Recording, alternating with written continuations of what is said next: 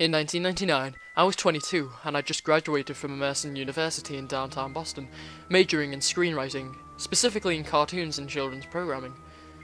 My debt was pretty bad, so when Nickelodeon Studios offered me an internship at the studio in California, I accepted immediately. I jumped at the chance to get away from the dead-end job as being a Benjamin Franklin tour guide.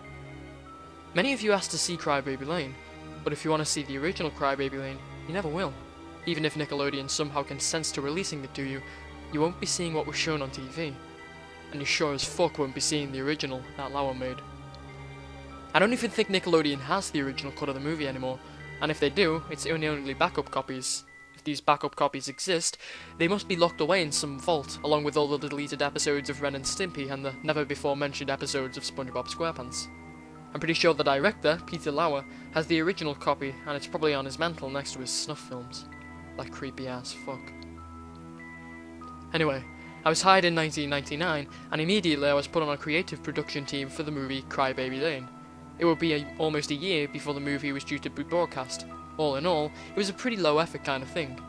There were only 4 people on the creative team, and I was the only steady one. Lauer would replace them on a whim. He said it was to keep it fresh.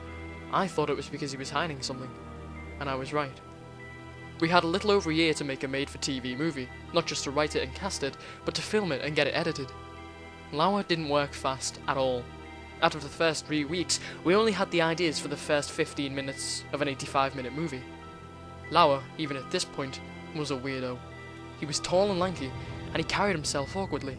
He stuttered when he talked, and sometimes, when you were hunched over a piece of paper during those endless brainstorm sessions, you'd look up and you'd catch him staring at you. Just smiling. He'd look away when you caught his eye, and I guess that's the creepiest part. He always looked like he had something to hide. The brainstorm sessions, at first, were alright. We got the premise of it down pat. 2 brothers unleash a demon, and they get into mischief trying to get everything back to normal. Not exactly daytime Emmy stuff, but, it was an alright start. I thought the movie should be goofy and spooky, kinda like Courage the Cowardly Dog sort of deal. However, from the very beginning, Lauer made it clear that he wanted the film to be as scary as possible. He didn't want it to be cheap thrills with a good wholesome ending. He wanted to push it farther than Are You Afraid of the Dark ever dreamed of. And I guess he did. It was about 3 weeks into production when I first noticed something. Lauer had the absolute power of persuasion over everyone else in the creative production team. Nobody fought him, and by the 3rd week, he was already suggesting some morbid things. I remember he said he wanted the little brother to die halfway through the movie, getting hit with a dump truck. I immediately shut it down. I was the only one who said anything, and it stayed like that way until I left the studio entirely and never came back. At first, cannibalism and other fucked up shit was kept to jokes and tasteless comments, but as time went on, it became more and more overt.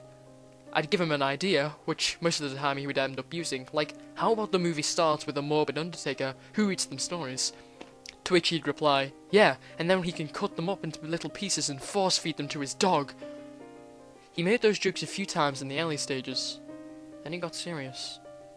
He'd stand up like he was Jesus or something, clear his throat loudly, and proclaim his idea. I'd be the only one to shoot it down. Every fucking time. One day near the end of our brainstorming sessions, Lauer cleared his voice and stood up. We all fell silent and looked at him like we normally would. He stood up and said, Gentlemen and females, I have an idea. I remember what he did. He paused and looked right at me as he said, The story will revolve around the legend of a pair of Siamese twins. Have you ever heard of the Donner Party? Everyone nodded, except for me. I didn't like where the conversation was going.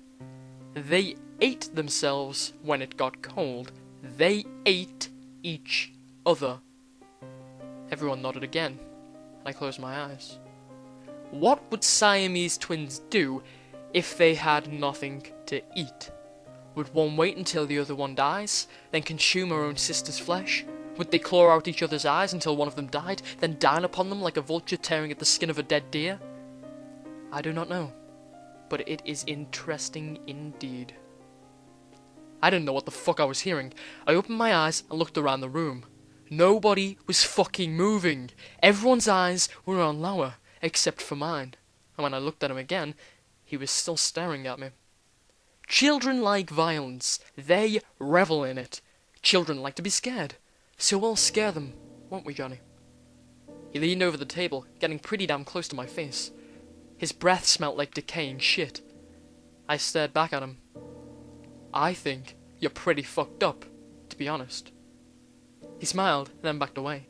Oh, I'm fucked up alright, but you have to be fucked up to survive in this cutthroat world. His grin expanded. Literally, right now, I'm gonna show you some pictures that will spark some of your imaginations. He got up and locked the door from the inside. I stood up and said, Lauer, what the fuck are you doing? Let's not make any errors in judgment, Jonathan. Sit down. No, sit! For some reason, I did. Lauer pulled out one of those shitty overhead projectors. He turned on the switch, and his speak shouted in an unusually high and semi-frantic voice, This is the fucking news! We need to continue with this pro-fucking-duction. This is what every child should see. His eyes bulged in his head. He put the image down on the glass surface of the overhead. It was silent. The image was in black and white, but it was grainy. I could vaguely make out a boy lying on a brick floor, his arms cut off and his bloody little nub black dots. The only thing that was clear was his face. He was bleeding from the mouth. Lauer almost threw the paper off the overhead, slamming down another one. It was a zoomed-in shot of the boy's face. This one was in colour. The blood trickled from his open mouth onto the brick floor, his eyes shut, grimy blood underneath his eyebrows and eyelashes. Then his eyes opened, and I screamed. Nobody else in the fucking room did, and it died in infancy, the shrillness ringing in the air. The pupils were completely back. The rest of the eye was normal. The longer I stared, the more the eyes opened, widening and widening until it looked like the skin above his eyebrows and the eye sockets was going to rip in half. Then they started to bleed. Blood started to trickle, and I swear to God I could hear it. More, now it was like a full-blown stream. More, until the brick on the floor was a lake of blood. I could hear it like I was hiking and I came across a stream, and now I could smell the kid. I could fucking smell his rot. I leaned underneath the table and vomited. When I rose back up, the images were gone. Everyone else in the room was expressionless. Lauer turned on the lights. You may go, he said, unlocking the door. I walked through those fucking doors and I never came back. This happened near the end of the brainstorming process, and by the time I left, the casting was done and the script was almost fully written. They were desperately behind schedule. I think Lauer planned it that way, so there wouldn't be time for proper editing. I never watched the real thing when it aired, but I heard from a friend who was working at the editing department that they had to cut a good 15 to 20 minutes of disturbing footage from the film before it was fit to be released, and it was only fit to be released. They didn't have enough time to check the footage frame by frame, so I guess he got his wish, unless they cut every single scene that had the pictures in them. Every child watching Cry Baby Lane has an unconscious memory of those pictures, and I weep for them, I really do. They fucked me up, and as I write this to you, it will be the last I'll ever write before I slit my throat and blood splatters all over this fucking computer screen. There's one more thing that I should tell you first though. Early on, Lauer posed an idea of the two brothers capturing a squirrel, putting said squirrel in a jar, and slowly drowning it before filling the jar with sand and dropping it into the bottom of a pond. Soon after this was suggested, Sandy from SpongeBob SquarePants appeared in Tea at the Tree Dome. Lauer also suggested in one scene of the movie for a man with a squid-like nose to take off his pants in front of the two boys and rape them off camera, but heavily implied. Squidward soon appeared as a major character in SpongeBob SquarePants. It was suggested that the two be stepbrothers, forced to live in the same house after the first one's mum was found dead in a shallow grave, her body heavily cannibalized by her own husband, a local weatherman. A show with the vaguely premise Drake and Josh started in 2004, and a stepfather is indeed a weatherman. Lauer also suggested the younger brother have a doghouse in which he keeps various animal fetuses encased in acid that he regularly uses to poison his mother to have sex with his abusive stepfather. As told by Ginger, debuted soon after. A man who captures the souls of children in a vacuum cleaner and sends them to Hades? Danny Phantom.